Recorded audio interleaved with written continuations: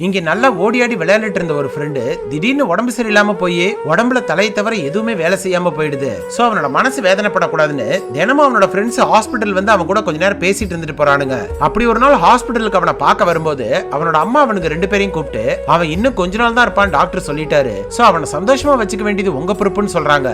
அதை கேட்கறவனுக்கு தாங்க முடியாத அளவுக்கு வேதனையா இருக்கு. இருந்தாலும் அதை அவன் முன்னாடி காட்டிக்காம அவனை சந்தோஷமா வச்சுக்கிறது எப்படின்னு மட்டும் யோசிக்கிறானுங்க. அதுக்காக அவனை பீச்சுக்கெல்லாம் தூக்கிட்டு போய் சந்தோஷப்படுத்த பாக்குறானுங்க. ஆனாலும் அவன் சோகமாவே இருக்கான். சோ அவனுக்கு என்ன வேணும்னு அவன்கிட்ட கேட்டதுக்கு அப்புறம் தான் தெரியுது அவனுக்கு ஒரு பொண்ணு வேணும்னு கேக்குறான். என்னதான் பார்ட்ஸ் வேலை செய்யாம போனாலும் உள்ள இருக்கிற மனசை அவனால கட்டுப்படுத்த முடியல.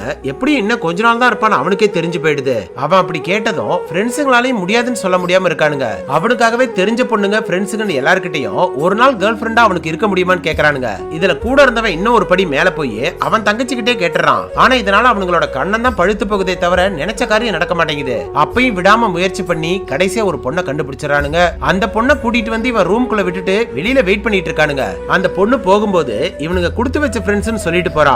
இது நடந்து கொஞ்ச நாள்லயே அவன் இவனுங்களை விட்டு போயிடுறான். அதுக்கப்புறம் தான் தெரியுது அன்னைக்கு நைட் அந்த பொண்ணு கூட அவனுக்கு ஒண்ணுமே நடந்திருக்காது. அவன் பொண்ணு மேல ஆசைப்பட்டு கேட்டிருக்க மாட்டான். ஃப்ரெண்ட்ஸுங்களுக்கு இவன் போனதுக்கு அப்புறம் ஃபியூச்சர்ல கல்யாணம் ஆகி சந்தோஷமா இருக்கும்போது இது எல்லாத்தையும் ஃப்ரெண்ட் அனுபவிக்காம போயிட்டானேன்னு இவனை நினைச்சு அவனுங்க ஃபீல் பண்ணிட கூடாதுன்னு தான் அப்படி கேட்டிருப்பான். கிளைமேக்ஸ்ல அவன் வாயாலே எழுதின ஒரு போட்டோவை அவங்க அப்பா இவனுங்க கிட்ட கொடுத்துட்டு போறாரு. திருப்பி பார்த்தா நீங்க தாண்டா எத்தனை ஜென்மம் எடுத்தாலும் என்னோட ஃப்ரெண்ட்ஸா வேணும்னு எழுதி வச்சிருக்கான்.